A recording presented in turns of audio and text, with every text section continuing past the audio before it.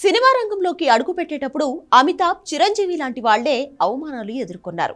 చెన్నైలో కన్నుమూసిన విజయకాంత్ కూడా నల్లగా ఉన్నాడని హేళన చేశారు.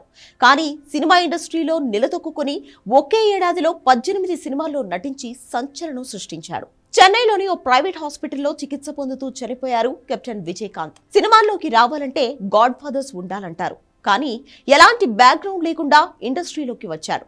కెరీర్ మొదట్లో ఎన్నో ఇబ్బందులు ఎదుర్కొన్నాడు. నల్లగా ఉండడంతో అవకాశాలు ఇవ్వడానికి ఎవ్వరూ ముందుకు రాలేదు. ఆయన చాలా ఇంటర్వ్యూల్లో ఈ విషయం చెప్పారు.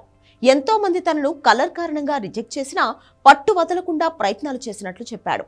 విజయకాంత్ అసలు పేరు నారాయణన్ విజయరాజ్ అళగర్ స్వామి. కానీ సినిమా పరిశ్రమలోకి అడుగుపెట్టగానే తన పేరును మార్చుకున్నాడు. విజయ్ మొదటి సినిమా ఇనిక్కం ఇలమై 1979లో వచ్చింది. దీని దర్శకుడైన ఎంఏ కాజాకు విజయ్ మొదటి పేరు నచ్చలేదు.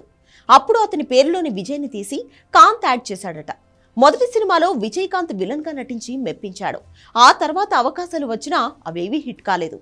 27 ఏళ్ల వయసులో సినిమాల్లోకి ప్రవేశించిన విజయకాంత్ మొత్తం 150కి పైగా మూవీస్ లో నటించాడు. దూరతు ఇడి ముళక్కం, సత్తం ఓరు ఇరుత్తర్లై అనే 2 సినిమాల సక్సెస్ తో విజయకాంత్ కు 2015 దాకా వరుసగా ఆఫర్లు వచ్చాయి. ఏడాదికి 5-6 సినిమాలు రిలీజ్ చేయడానికి ఆయన 3 షిఫ్టుల్లో నటించాల్సి వచ్చింది. ఇక 1984లో విజయకాంత్ నటించిన 18 సినిమాలు విడుదలయ్యాయి. అవన్నీ సక్సెస్ అయ్యాయి. ప్రభుత్వ ఉద్యోగిని చేయాలనుకున్న తండ్రి విజయకాంత్ తండ్రి ఓ రైస్ మిల్లు నడుపుతుండేవాడు. కొడుకును బాగా చదివించి గవర్నమెంట్ ఉద్యోగం చేయించాలని కళ్ళు కన్నారు. కానీ విజయ్కి మాత్రం చిన్నప్పటి నుంచి సరిగా చదివేవాడు కాదు. ఎప్పుడూ సినిమాలే చూస్తుండేవాడు.